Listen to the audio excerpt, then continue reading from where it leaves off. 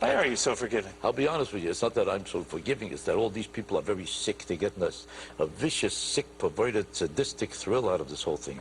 Look at the glee in them, look at the happiness about catching him, because they're all basically failures, or they never amounted to anything, or there's actors who are struggling to make a living, and they've always been envious and bitter and jealous of a guy who makes such a huge success. So now in the guise of being a great crusader against anti-Semitism, they found an excuse. It's all an excuse, a rationalization, a phony excuse to bury this guy, because they're enjoying it with such a sick, perverted pleasure. But he did say a lot of nasty things. Now, as a Jew, how do you feel about that? Let me be very honest with you. Nobody could excuse these remarks.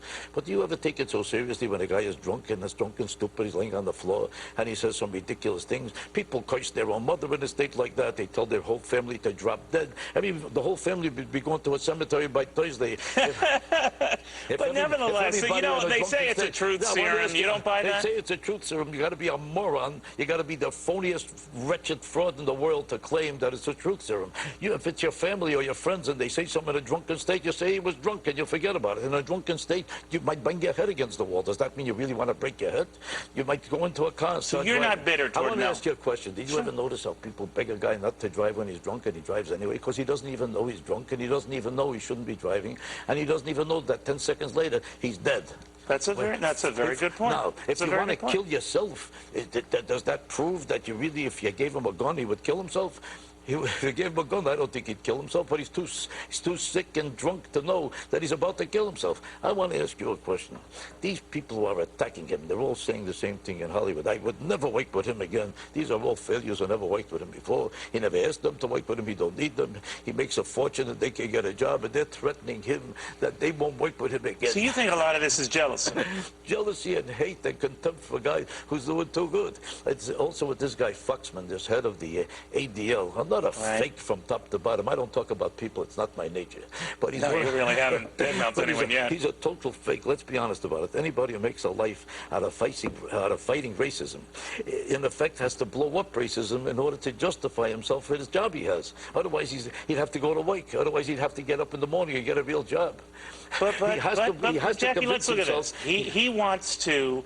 ABC has already cut plans to co-produce his Holocaust special, so that's out. Is he going to have any ill effects from all of this in Hollywood? He might have ill effects because people love burying a guy who's big. If a guy on a bicycle breaks down, you cry for him. If he breaks down on a Rolls Royce, you applaud. People who make a living from fighting anti-Semitism, like Al Sharpton, and from fighting racism, they have to convince themselves there's racism every place. And that every minute they're about to blow up every Jew in America. Because otherwise he would have to go to work for a living. He fears a job a lot more than he fears anti-Semitism. Getting up in the morning is the main fear that Foxman has. And all of a sudden he made himself the judge and the jury of this man. Well, a lot of people. There was that rabbi who suggested that maybe Mel Gibson should apologize to his congregation on Yom Kippur. What'd you make of that? You know why? Because nobody knows who this rabbi is. Who cares who he is? All of a sudden he becomes a producer. All of a sudden he's producing a show with him and Mel Gibson, and he'll become the star of the show. And then you'll see it in the newspapers starring Rabbi Schwartz with Mel Gibson. He'll probably get second billing because it's another rabbi looking for attention. They decided they're the judge and jury of this whole situation. They become a personal mafia now because who knows who they are? Who would pay attention to them? Foxman and this other guy are loving it. They're threatening him every day about how much he apologized. So Jews who are speaking out against... Well, there are some Jews who aren't in that camp who are just legitimately offended. You say they should get over themselves? They're nuts if they're offended, because you're offended if you know anything about his life. Yeah. His life has been a mecca of decency all of his life. He never offended a Jew in his life personally. How a guy lived for 50 years is what should count, not one remark when you're drunk.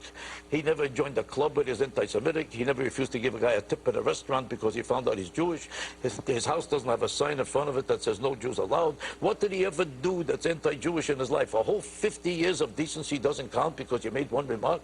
Now they say he apologized, but he didn't apologize enough. He should apologize a little higher. He should apologize in the morning. He only apologized at night. He should apologize. He should apologize.